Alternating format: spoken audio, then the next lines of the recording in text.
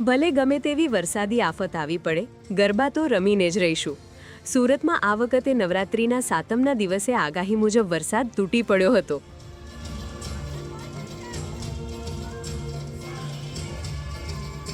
પરંતુ વધુ એક વખત સુરતીઓએ સાબિત કરી દીધું છે કે ભલે ગમે તેવો વરસાદ હોય, ગરબાનો જાદુ તેના પર ભારે જ પડે.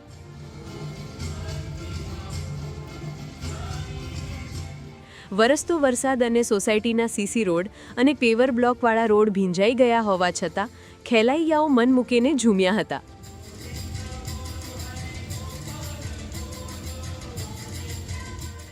માત્ર યંગસ્ટર્સ જ નહીં, પરંતુ બાળકો અને વડીલો પણ ભીંજાતા મન મૂકીને ઝૂમી ઉઠ્યા.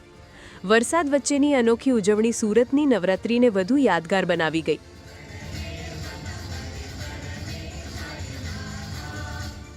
સુરતીઓએ બતાવી દીધું કે માતાજીની આરાધનામાં ભલે ગમે તેવો અવરોધ આવે, પરંતુ ખેલૈયાઓનો ઉમંગ અને ભક્તિ કદી ઠંડા પડતા નથી.